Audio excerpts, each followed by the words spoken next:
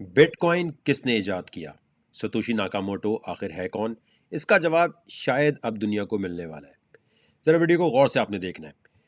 Satoshi Nakamoto ने 2008 में एक टेक्नोलॉजी ब्लॉकचेन है उसके ऊपर एक वाइट पेपर लिखा और सबको बताया कि जिस तरह पहले बार्टर होता था, गाय दे के बकरी ले लो, उसकी जगह क्या आ गया? गोल्ड। गोल्ड कौन लेकर आया? कोई मजहब नहीं, एक बंदे ने आके बोला भाई गाय दे के बकरी मत लो, बीच में रख लो गोल्ड। लोगों ने नहीं माना कि भाई हम जब रोटी दे के हम बकरी ले रहे हैं या अपनी बनियान देकर हम कोई और चीज़ ले रहे हैं तो भाईजान हम गोल्ड को क्यों मारे हैं, तो पत्थर है। किसी ने गोल्ड पे यकीन नहीं किया। गोल्ड का कोई हेड ऑफिस नहीं था, लेकिन आहिस्ता आहिस्ता लोगों ने कहा चलो यार इसको मीडियम ऑफ एक्सचेंज बना लेते हैं। तो gold is backed by what? Gold is backed by human history और कुछ भी नहीं। कोई ये नहीं कह सकता जी कि फलाना मुल्क लेकर आया, यहूदी लाए, इस्लाम लाए, नहीं। गोल्ड जब लोगों के पास जमा होने लग गया तो फिर बैंक आए। हुकूमत ने बोला हमें अपना गोल्ड दे दो और हमसे पर्ची ले लो, जिसको कहते हैं पेपर करेंसी। 1971 में ये हुआ कि जितने पेपर प्रिंट होते हैं या जितने नोट प्रिंट होते हैं उतने गोल्ड होना ज़रूरी था। लेकिन अमेरिका ने बोला ऐसा कोई सीन नहीं है, अब हमारी मर्जी, हम जितने चाहे नोट प्रिंट करें। चाहे पाकिस्तानी बैंक हो या कोई भी बैंक हो, अगर आपके जहन में ये आइडिया है कि यार बैंक में इतना ही गोल्ड पड़ा है जितने नोट प्रिंट हो रहे हैं, तो आप मेरे ख्याल से बहुत ही किसी गफलत में है। नोट अपनी मर्जी से हुकूमत जितने चाहे प्रिंट करती है। इसी की वजह से महंगाई बढ़ती है, क्योंकि एक चीज़ की सप्लाई बढ़ी, डिमांड उसकी कम होती जाती है। अब इस बात को अगर आपने समझना है कि 2008 में इसी नोट प्रिंटिंग की वजह से, जिसके पीछे कुछ नहीं है, सिर्फ नोट प्रिंट हो रहा है और लोगों को उधार पे मिलते जा रहे हैं, लीमन ब्रदर्स का एक सीन हुआ। मुख्तसर अल्फाज में दुनिया में बहुत बड़ा रिसेशन आया, क्योंकि नोट की प्रिंटिंग की वजह से हर एक के पास उधार जा चुका था और बहुत ज़्यादा उधार के ऊपर काम होने लग गया था। सारी प्रॉपर्टीज़ डूबी, हर चीज़ डूबा। और उसके बाद 2008 में जिस तरह पहले बार्टर जब होता था तो एक बंदे ने लाके पत्थर रखा कि यार इस गोल्ड को यूज़ कर लो, लोगों ने नहीं माना था। इसी तरह 2008 में किसी ने आके इंटरनेट की दुनिया में बोला कि गोल्ड की तरह भाई ये डिजिटल गोल्ड है और हमें बैंक की ज़रूरत नहीं है, हमें वेस्टर्न यूनियन टाइप की चीज़ों की ज़रूरत नहीं है, हम ब्लॉकचेन टेक्नोलॉजी से हमें इस तरह काम करना है कि भाई दो लोग अगर आपस में पेमेंट करना चाहते हैं तो वो दोनों एक दूसरे पे ट्रस्ट करके दे दें। और ट्रस्ट कहाँ से आएगा? टेक्नोलॉजी से आएगा। तो gold is backed by human history, paper currency is backed by government और bitcoin is backed by technology. तो लोगों ने इस पे कोई यकीन नहीं किया, जैसे गोल्ड पे पहले नहीं कर रहे थे। कह रहे भाई हम जब पेपर करेंसी से काम कर रहे हैं इस पे हम क्यों जाइए, तो नंबर है सिर्फ। What is bitcoin? Bitcoin is nothing but a software having value. एक सॉफ्टवेयर है, एक कोड है, जैसे एक डेटा होता है आपके पास यूएसबी में, सिर्फ वो है।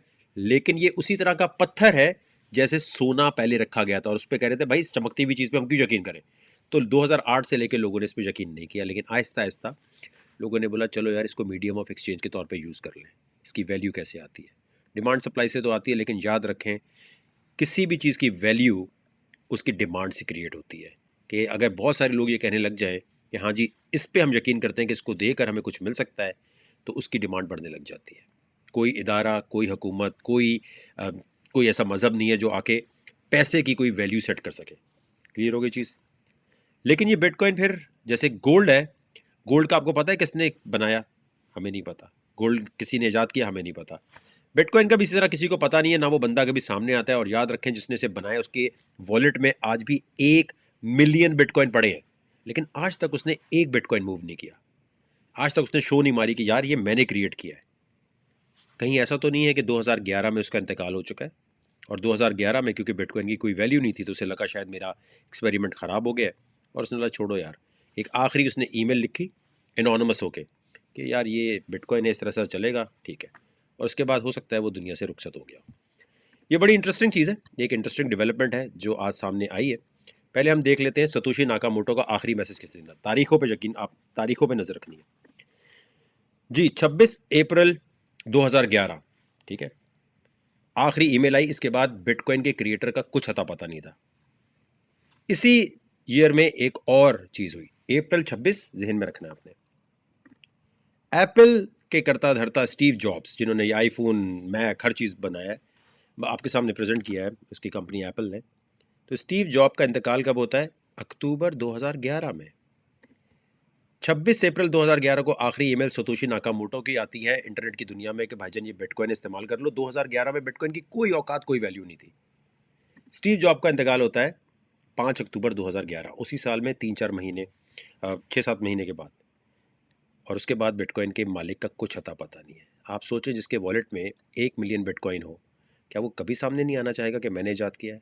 क्या वो कभी ये बताना नहीं चाहेगा? या तो फिर ये project national security agency America का है, जिसने सोचा कि यार हम एक ऐसी चीज़ बनाते हैं कि लोगों को लगे ये हमारे लिए नहीं है और हाँ, किसी के कंट्रोल में नहीं है, और लोग जब इस पर ट्रांजैक्शन करें तो उनको ट्रेस कर लिया जाए।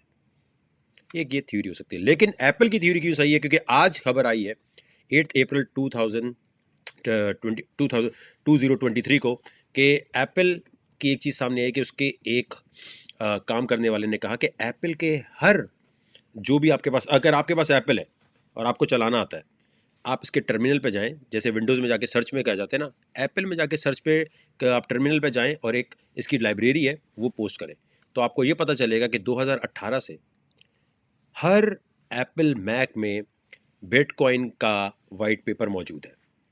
किसने डाला ये वाइट पेपर? ज़रूरत क्या थी डालने की जब एप्पल का इससे काम नहीं है? मैं भी आपको एक चीज़ दिखाता हूँ। आप गए यहाँ पर टर्मिनल पे आने के बाद आपने ये पेस्ट किया, ये मैं कमेंट सेक्शन में डाल दूंगा, जिसके पास मैक है वो जाके सिर्फ ये करे और एंटर मारने के बाद देखें क्या होता है। एंटर मारने के बाद बिटकॉइन का वाइट पेपर आ जाता है। ये हर मैक में क्यों डाला गया है? मैकिन्टॉश के हर सिस्टम में क्यों मौजूद है? कहीं ये तो नहीं कि स्टीव जॉब ही सतोशी नाकामोटो हैं और इंतकाल कर गए और दुनिया को आईफोन, मैक और इसके बाद इतना बड़ा एक और जिसे बोलते हैं कारनामा जो है वो देकर गए हैं? तो आप तो कहीं ऐसा तो नहीं कि एप्पल के मालिक स्टीव जॉब जो हैं वही असल में सतोशी नाकामोटो हैं और उन्होंने दुनिया को सबसे बड़ा फाइनेंशियल तोहफा दिया है?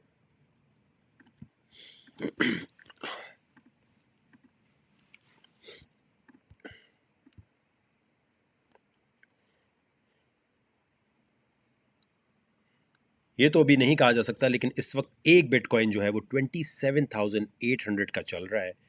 आप इसको, यानी समझ लें पाकिस्तानी कोई 80 लाख के करीब बनता है, लेकिन आप इसको 5 रुपए का भी ले सकते हैं, जैसे गोल्ड फ्रैक्शन में लेते हैं, $10 का भी ले सकते हैं, चाहे इंडिया पाकिस्तान कहीं भी रहते हैं। मैं आपसे कहता हूं कि आप 500 रुपए का, 100 रुपए का बिटकॉइन ज़रूर ख़रीद के रखें।